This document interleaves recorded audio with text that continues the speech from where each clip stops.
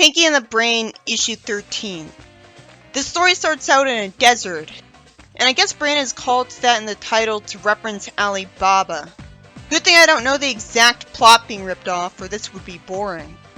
Brain's upside down near some spikes, lampshading that this is ridiculous. He would get people mad at him out of pity for Brain, unless they all recognize him. Brain says he's been working for this guy, and he sees him as a sham artist and charlatan. Which only makes sense in that he's getting money for playing music and having the interesting sight of these two, when there are far more productive jobs to have. Someone says he's had his eye on them, and Brain assumes he wants to sell him something, which makes it confusing that he also calls him a beggar. Pinky bets that he's gonna bring them something. He tells them that the answer to their quest lies in a hidden cave where 40 thieves keep a great treasure. If people know it's 40 thieves, they must be a famous gang. Good thing it was explained that the cave is hidden. Why does he tell them about the genie lamp? He overheard Brain earlier, so he knows what he wants. Does he want the lamp? Pinky wonders how they could get into the cave and out. They'd get it with the lamp. Duh. And I assume the lamp is guarded 24/7. Couldn't Brain invent something to enter the cave, like a ray gun or laser cannon? That'd cause a panic in the thieves, but they'd run after him, and apparently he's not the violent type, so... Brain says Pinky's right, and the old man says that tonight the thieves will be greatly distracted by the leader's cousin that he hasn't seen in years. And then he decides to leave them. So unless he's only pretending to leave them forever and will actually follow them, there seems to be no reason for him to give them this advice. Brain wants to trick the leader's cousin into going the wrong way and assume his identity. Why would he think that would work when the leader knows what his cousin is supposed to look like? So he'd get mad at an intruder and chase him off, or worse. Maybe it'd work if the leader thought a genius would be a better leader for his country, so he'd humor him. Brain wants to use the lamp and wish to rule the world. Don't the thieves have access to it? Either the lamp isn't a genie lamp, or they must not believe it can work for them. Or they would have made his wish. Or at least a wish so significant that they'd have attracted a lot of attention to themselves. After all, the thieves have to know about the lamp if it's such common knowledge that even the old man knew about it. Why do the thieves steal anymore if they have a genie's lamp? They must not be using it. We see Brain in a desert near a sign with the words, "Maps to famous thieves' homes." Wouldn't the cousin know where his cousin lives anyways? Wouldn't he already have the right directions and not trust anyone else? Brain thinks he could point him in the wrong direction and get Pinky to vouch for him in a disguise no one should believe. Really, all of these people should either know who he is from word of mouth about his world domination plans causing trouble, or be weirded out at talking mice. And yet the cousin somehow calls Brain a simple cartographer. But the cousin has no reason to think Brain would think he has to mislead him this way to take over the world either way. It'd make more sense if he was only humoring him because he doesn't want to waste time. How did Pinky accidentally throw an ice cream cone at the cousin's face? He shows Brain the notes on his hand that he took, saying to lose the dessert at the cousin. Huh? He had no reason to write that down on his hand. It only makes sense if he did that to him on purpose for fun. Brain lies that throwing a dessert in the face of a visitor is a great honor in this part of the desert. Why would he believe him? It'd anger anyone. He'd chase him angrily. Brain says he should throw dessert at his cousin too, and that it could direct them to a pie shop. The cousin thanks him. He has no personality, so that's all he should be called right now. So why did a black horse get left behind by these people? He didn't exist until the last panel, but supposedly he was with them. Brain's overconfident enough to think he could tame and ride a strange new horse. Of course that backfires and he runs away.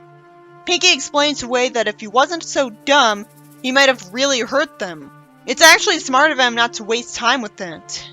Then it cuts to them being on top of the horse's saddle because of a magnet that attached itself to the metal studs on it. It sure was convenient that they got a hold of these magnets. Did they even exist back then the way they are? I guess he made them or used the time machine he got here with.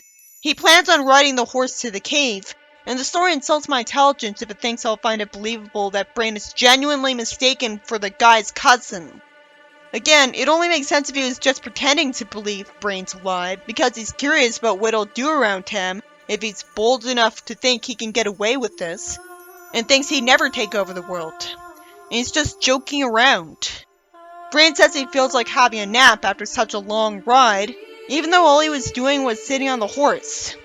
The thief leader says that Brain's such a kidder, and says he has the honor of leading an attack. Why would he say he's a kidder? It'd make more sense if he was trying to get him in danger on purpose. Pinky says it would be wrong to steal, and he just couldn't do it. But don't they steal all the time, out of necessity to find the materials to make inventions? I guess only Brain does it. Maybe only Brain steals in this universe. You'd think Pinky would be told to steal by Brain constantly, and he'd have to. Brain hopes things will work out. He's just trying to reassure him. Pinky says he feels bad for those merchants the thieves are attacking, and Brain tells him to be quiet. I guess they're out of earshot. Brain says they need an excuse for not plundering. They do if only because they don't have swords. Why wouldn't they? They're in danger, they need them. They were definitely only put in this situation to get killed. Then Pinky's magnet brings some treasure to him, even though the treasure looks like it's made of gold, not iron. Is there iron in the treasure? Pure gold is not magnetic. The treasure would need non-gold like nickel to be magnetic. Although a massive magnetic field could make gold slightly magnetic. He's asked if he remembers the password. He'd know he doesn't. He's just messing with this obvious imposter who wouldn't have his cousin's voice either. He says everyone in their family knows the password by heart. Pinky offers Brain food and apologizes for getting him mad and says the words open and sesame. And even though open and sesame are apart, somehow that opens the passageway with magic. That's creative, but never how password interpretation works. Pinky knew the open sesame reference in an earlier issue, so he'd have tried open sesame. I guess he's too forgetful to remember it, or it's another universe. They get led into the cave and told to look around if they want. Pinky thanks the thief leader, and Brain says they'll never find it 6 hours later because it's too dark in here. That's more realistic than that Bugs Bunny episode, which is what I was reminded of with the mere mention of this cave. Pinky says they could light a lamp he spotted when they first came in. He knew they were looking for a lamp from the start. I guess it makes sense that he forgot, because usually they're looking for treasure in their plans, not a lamp, and he gets lost in his own thoughts. But if their problem is that supposedly it's too dark, they could have lit the lamp right away. Brain says that sometimes he doesn't know whether to hug him or strangle him. It's at least nice that he suggested the idea that he'd like to hug him. He tells him to be quiet because there's Eddie. Why didn't he rub the lamp right away? He says he needs to bring his horse some water in the lamp. Then the thief leader gets a pie to the face because of his cousin. And this puts the thief leader in a bad enough mood to stop humoring Brain for fun. It cuts ahead in time to them being in the town, so apparently they're fast enough to lose them even though taller creatures cover more distance with their strides. Pinky keeps leaving dust behind when he runs fast, so I always guess that Brain made him faster than usual. He tells Pinky to keep a lookout, and somehow he waited until now to rub the lamp and ask him for help. He would have asked him for help much earlier and already become master of the universe. Also, he could have said he wishes to rule the world, like you'd expect. It'd be quicker than the more convoluted wish of asking him to become master of the universe. Then the old man who led them to the cave earlier comes back to this exact spot to ask for a gift. That explains why he gave them a tip-off. But it's so predictable as a way for his plan to fail that I didn't expect it. Because usually the series doesn't even try to have the characters other than Brain make sense. So I didn't expect this guy to have that logical reason for helping him now. The genie yawns, which makes sense because he's probably had to grant this wish constantly. So he's not surprised that Brain said he'd reward him after he takes over the world. He wants the lamp and threatens him with a sword as the genie is bored into reading a newspaper. Finally, Brain wishes for the beggar to disappear, rather than for him to stop trying to take advantage of the lamp, or for Pinky and Brain to be warped to safety. It could have easily meant that he got turned invisible instead. Pinky didn't see that, so he wishes he did. Then there isn't even a proper excuse for why he predictably wastes his last wish. He gets threatened by the swords of the thieves from earlier. Somehow they don't kill him instantly. And instead of wishing that he was ruler of the world, sitting on a throne somewhere else, like he would have been imagining when considering that wish, he wishes that he was back in the cage in the square and none of this had ever happened, because he wants to be safe. But wouldn't this result in an infinite time loop because he'd try the same plan again? I guess not, because the story ends with Pinky dressed like a woman. So they're back to working for the snake charmer that walked away from them, when it's the next day, and Pinky is doing something new. In the next story, Pinky wastes time talking about the pointless research done on them, and then wonders if the rejuvenation ray used on them off-screen would give Brain another head or turn them young again. And Brain assumes that it won't, just because it hasn't worked in 8 hours. I guess it will. Well, I'd rather their plan fail because of something that makes sense that was set up earlier than fail for no reason as usual. But I'd rather not already know how it would fail long before it happens. Brain wants to sell smiley faces that would attract the wearer to the sound of his voice with neurostimulators. Even though with billions of people in the world, some of them are bound to sound similar to his. And then take over the airwaves and brainwash everyone wearing the button. He thinks that would let him take over the world, even though most people there wouldn't be wearing them. Pinky wonders how he would make sad people wear a smiley face. That's a good point. Brain says arrogantly that he could make people think they want something just by advertising it because nobody knows what they really want. Then they end up changing so that Brain's dressed like Peter Pan and looks a bit younger, and Pinky's a fairy for no reason. How did the rejuvenation ray do that by mistake? He wants to take over a pirate ship instead, which would only make sense because Pinky reminded him of the fairy from Peter Pan, and so he wanted to imitate that film. Because as a kid, he lost interest in figuring out how to change the world. That'd be too complicated and boring for most people, let alone a kid. So he tries to sword fight with his shadow for fun and pretends he got hurt and falls. Then he sees the smiley button and remembers his plan rather than staying a kid. He sees a mirror and says that while he still knows who he really is, Pinky does not because he always had one foot in La La Land to begin with. And accepted his transformation to the point of believing he's magical. Why would he think that he's only magical because he thinks he is? Then he actually does realize that Pinky has magic. He says Pinky will bring him from country to country, transforming the world into his domain. Pinky tries to have fun with this by telling him to have pink thoughts because he likes them. And this embarrasses him as he mentions pink things. And that makes him float until he smacks into the wall. Brain thanks him for the tip about how he needs steering wheels to control where he's going. They fly to Washington, and then Brain turns into a kid again. Because somehow the experiment makes him go back and forth between ages. It'd make more sense if the results of the experiment were all intentional. He's nicer as a kid, so he says generously that he wants free thrill rides, lots of sugary food to eat, healthy or not, and everyone to be happy, whether they want it or not. But they won't know they were forced to be by someone's wish, so what they don't know can't hurt them. He also has a flag with his image show up anyways, but it's worth the eyesore if it makes people happy on a roller coaster ride. Now it's a shame he's not always like this. Oh, and this time he stays a kid for quite a long time, going from country to country.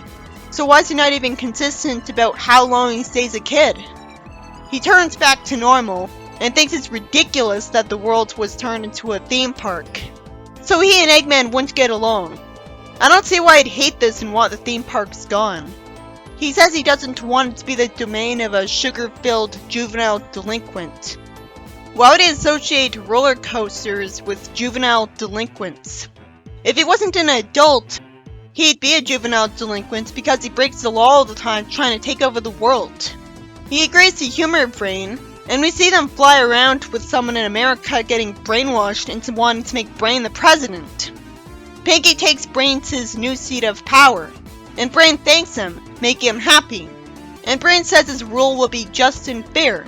It'd sure be nice if he meant that. It'd be an exchange of pace for a lot of countries.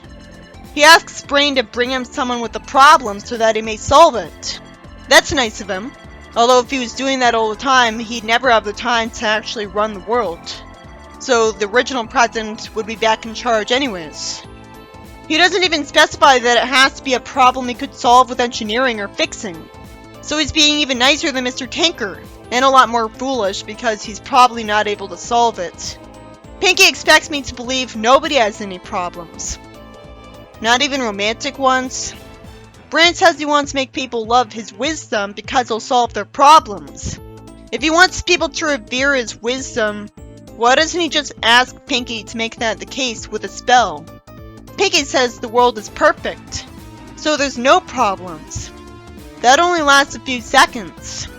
So many problems result from just people interacting. Why would Brain think this would last? He's mad that everybody will get to be happy but him. At this point I thought he'd tell Pinky to make there be problems again. Somehow, instead of asking Pinky to make him not have a problem with this anymore, he says he's not meant to be happy, which is a relief because I thought he'd lash out at people from jealousy because they're happy and he's not. Pinky says he can make him happy. Duh. Why does he say, you can? Of course he can. He asks why I didn't make him happy before. And somehow, instead of simply making him happy, he returns things to normal with Brain planning to take over the world, when he's only at his happiest when he thinks a plan of his is just about to succeed. So he'd send him to that point then. I get the idea that he'd think he'd feel uncomfortable if he simply made him happy with magic, because that's not real happiness, just brainwashing. But at this point, I was expecting an ending where he ended the story forced to be happy by Pinky, and that'd be more of a twist. The first story by Jesse McCann was about Brain trying to get the genie's lamp in the open sesame cave, after time traveling and telling a relative of the thief leader to go the wrong way so that he could impersonate him. It doesn't try to explain why the leader of the thief gang acts like he actually thinks Brain is his cousin. So that's distracting. It's more realistic that it takes him hours to finally find the lamp because it's in a dark cave full of treasure, even if it's too lazy to explain why the thieves never used the lamp. They must have not believed in it. But I don't care that Eddie showed up. He'd still have rubbed the lamp right after he was done talking to Pinky because he's impatient. He wouldn't think it wasn't safe to wish because of the people there, because the shock to them of seeing a genie pop out would make them stand still for a few seconds. And then he could have wished they wouldn't bother him, and then wished to rule the world. Instead, he somehow takes until he gets back to town to summon the genie. And the old man that told him about the lamp knew to wait for him here because his whole plan was to get him to retrieve it.